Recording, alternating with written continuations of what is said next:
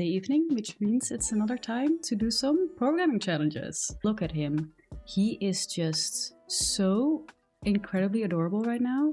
So, today, I've already picked out a challenge. So it's called Fitch Cheney's 5-card trick. The task is to implement those two functions to kind of like find that hidden methods for them so that whenever we get the assistant function with 5 cards, if it returns 4 cards in a specific order, the magician knows which one of the cards has been hidden by the assistant.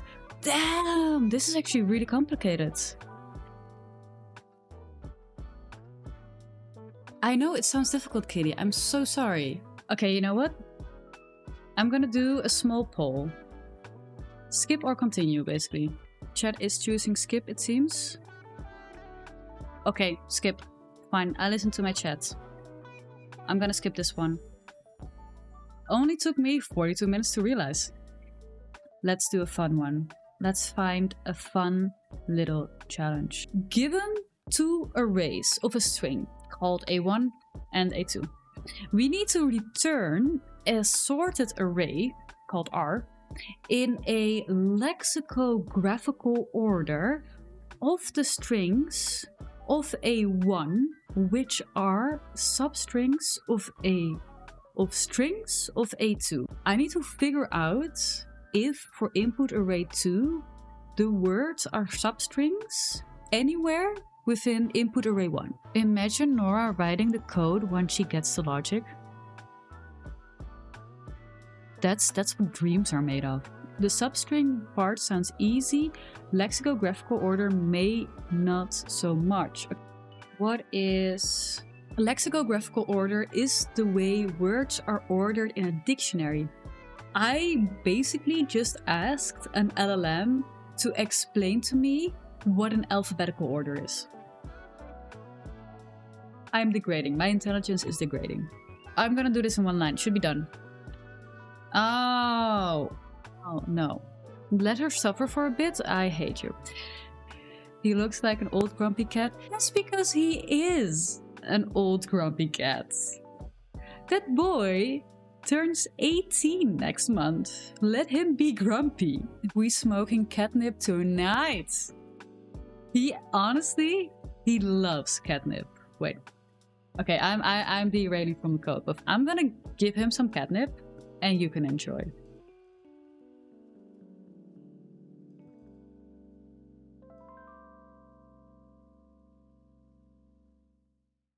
I don't think he could have given less of a fuck about his catnip. What's wrong with you today? He's retiring. He's retiring from being a cat. He's just gonna lie anymore. He's not gonna play with catnip. This doesn't work at all. Is that a conclusion? That this was a terrible idea to start with? You're still missing the correct condition for the list comprehension. You need to check for each element of array 1 if it's a substring of any element in array 2. So we just do that by saying any word 1 in word 2 for word 2 in array 2. 2 in array 2. Is that it? Yeah. I think that's it. This is the solution. It's kind of like doing a nested for loop, and we break out of the inner loop after finding the first match.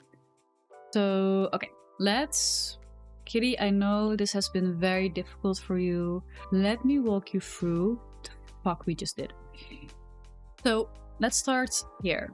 We get true if word 1 is inside word 2, considering the fact that word 2 is uniterable, is an item of the iterable array 2. If that returns true, then what it will do is it will go to the outer for loop and put word 1 from array 1 inside of our list.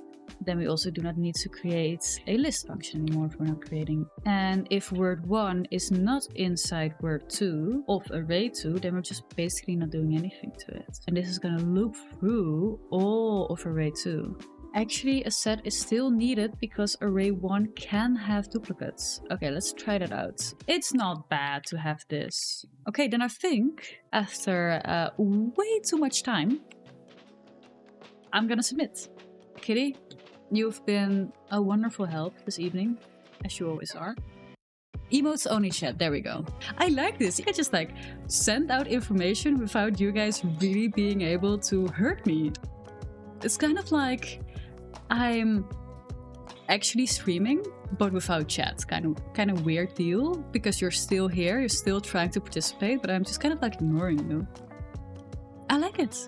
I've got power in my own stream. What?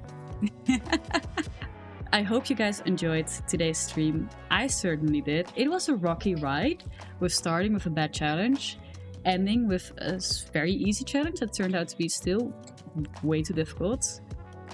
I enjoyed myself. I hope to see you next week. Bye guys! Bye!